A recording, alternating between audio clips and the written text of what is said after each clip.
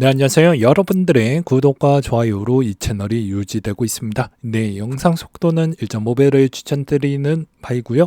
네, 항상 구독자님, 멤버십 회원님들에게 감사하다라고 말씀을 드리면서 네, 이번 내용 비트코인, 이더리움 증권성 여부에 대해서 한번 준비를 해봤습니다.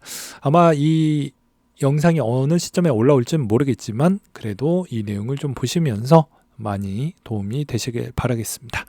자, 블룸버그에서 애널리스트 제임스 세이파트가 비트코인 ETF 부분에 대해서도 정확도 있게 잘 맞춰서 이번에도 이더리움 ETF에 대한 언급을 좀 하기도 했었는데요. 이번에 이더리움 ETF 같은 경우에는 확률을 좀 낮게 보고 있었습니다. 35% 정도밖에 안 되더라고요.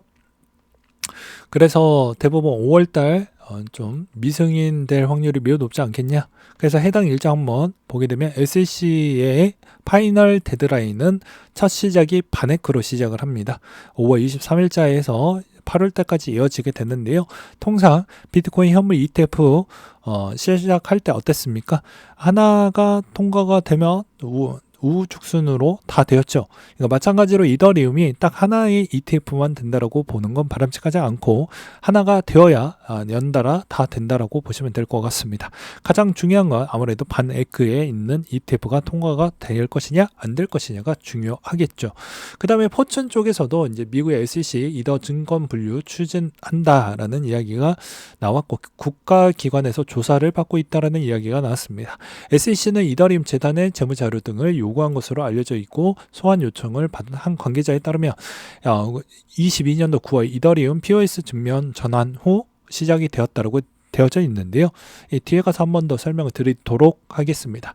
일단 이더의 현물 ETF 승인 기대감 그리고 그레스케일 이더의 할인율도 상승을 보여주고 있다고 되어져 있는데요. 이것도 이제 보게 되면 5월 달에 만약에 된다라고 하면 당연히 이제 비트코인 현물 ETF처럼 그레스케일에 있는 비트코인에 있는 할인율이 생기지 않고 계속 올라갔겠죠. 근데 즉 그레스케일에 있는 이더에 있는 할인율이 이렇게까지 계속 갭이 벌어진다라는 건 아무래도 그만큼 될 확률이 보여지지 않고 있다라고 보는 게 맞을 것 같습니다. 그리고 블룸버그 애널리스트들도 SEC 이더 증권 소송 가능성이 좀 낮게 보고 있다라고 되어져 있는데요. 그건 자 여기에서도 미국 SEC 이더리움 재단 상대로 이더가 증권이라고 주장을 하며 소송을 제기하는 상상을 해봤다고 말을 하자 ETF 전문 애널리스트 제임스 세이파트가 그런 일은 절대 일어나지 않을 것 같다. 자, 수년 동안 이더리 증권이 아니라고 암묵적으로 받아들였다라고 생각을 한다라고 답변이 나와 주기도 했습니다. 자, 근데 여기서 이제 이야기했던 22년도 9월달에 POS 증명 전환된 후에 자료를 요구했다라고 되어져 있죠. 그래서 이 자료 정말 중요합니다. 왜 중요할까요? 자, 코빗 리서치 자료 옛날에도 많이 보여드리기도 했지만 자, 22년도 6월 24일자 기준점으로 탈중앙화 측정했던 자료 데이터가 있었습니다. 그러니까 즉 증권성 여부를 피해 가려고 하면 누가 중앙화된 모델링으로 하면 가격 조작성 여부에서 피해 나갈 수가 없죠.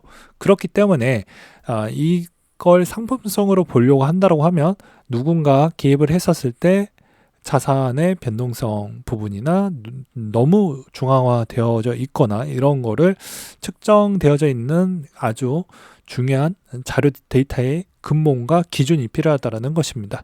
그럼 그 기준은 무엇이 될 수가 있냐면요. 나카모토 개수와 진위 개수가 될 수가 있다는 것입니다.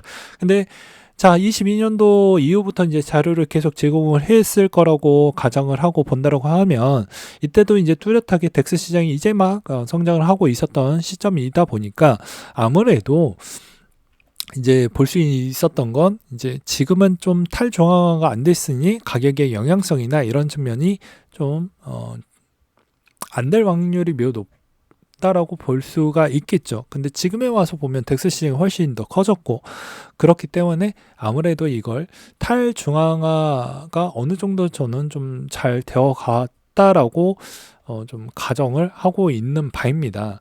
그래서 여기에서도 이제 보게 되면 뭐 진익에서 돌리고 이제 탈중앙화 이제 모델 나카모토 기술로 이렇게 이제 수학적 개념을 도입을 해가지고 이렇게 돌려보았을 때 이제 그렇게 나왔다라고 보는데요. 이제 지금은 좀 더 잘 나왔을 거라고 보고 있는 실정입니다. 자, 22년도 때 기반으로 보았을 때 보게 되면요. 비트코인은 일단 현물 ETF 통과가 됐으니까 이제 이게 기준 사이즈가 되겠죠. 네, 얘도 기준 사이즈가 되겠고요. 그러면 얘보다는 훨씬 더 비슷하게 나오거나 하게 되면 어느 정도 괜찮겠죠. 이게 22년도 때 데이터였으니까 말이죠. 그래서 증권성 여부에 있는 기준은 이런 데이터를 SEC에서도 많이 돌려보고 누구한테 많이 위탁을 해서 많이 맡겨보고 그렇게 하지 않았을까라고 보고 있는 실정입니다. 그리고 지금 시간이 이 정도까지 지났기 때문에 충분히 저 부분은 좀 피해갈 수 있지 않을까라고 보고 있는 실정이고요. 그 다음에 이제 그레이스케일 CEO나 코인베이스도 마찬가지로 이더리움 증권성 여부 아니다. 왜냐? 기본 사업적 구조를 갖고 있는 그레이스케일과 코인베이스는 같은 목소리를 낼 수밖에 없겠죠. 안 그러면 자기 사업을 접어야 되고 심지어 상장 폐지도 해야 되기 때문입니다. 그 다음에 폴리마켓 데이터에서도 5월달 승인 확률을 좀 낮게 보고 있는데요. 만약에 정말로 이더리움이 증권으로 판명이 된다라고 하면 일어날 일들에 대해서도 한번 보도록 하겠습니다.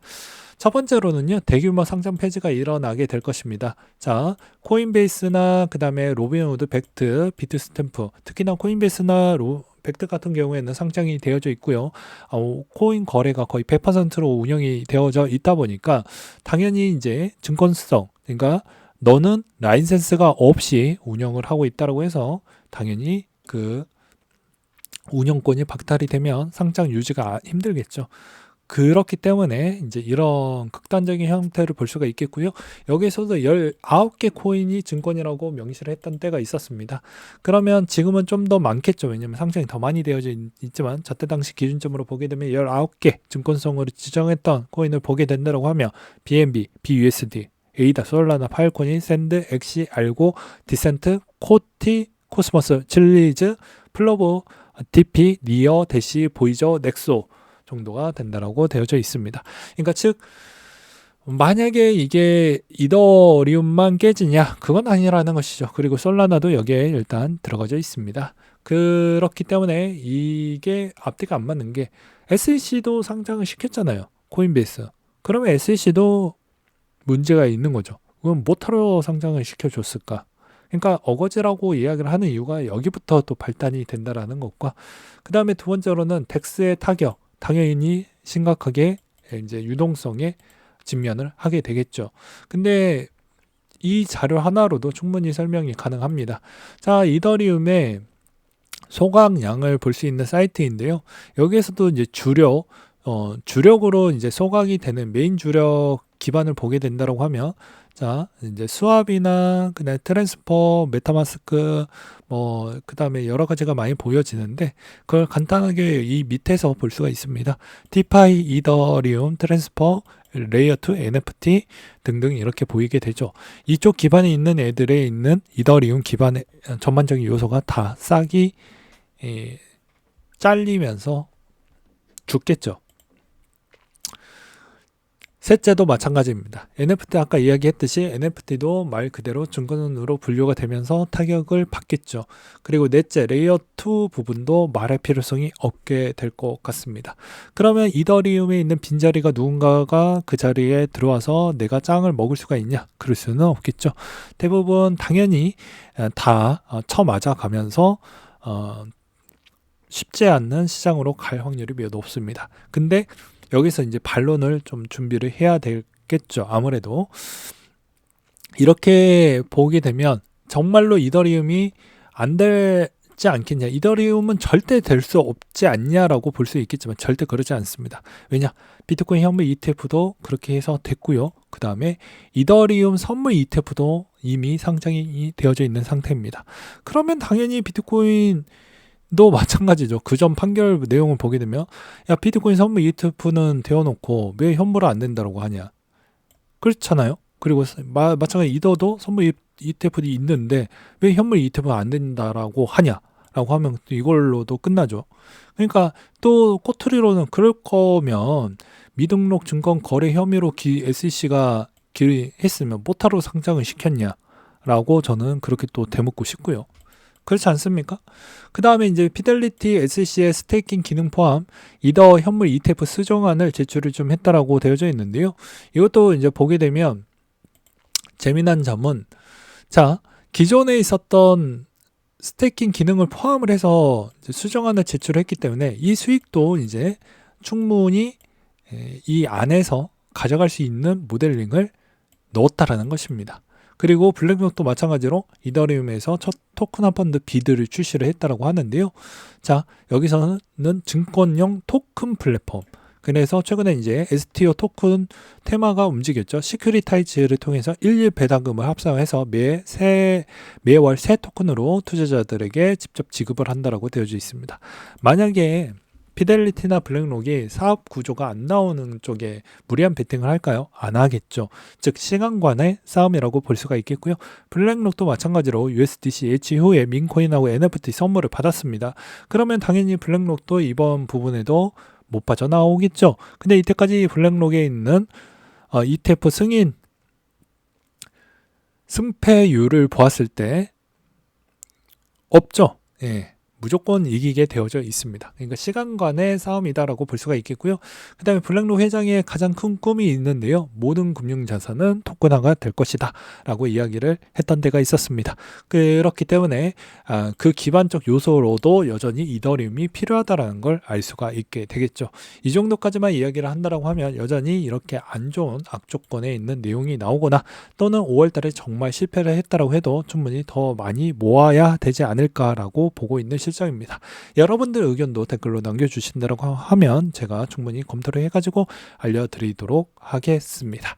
네, 오늘 내용 여기까지 준비를 했고요. 이상으로 마치도록 하겠습니다.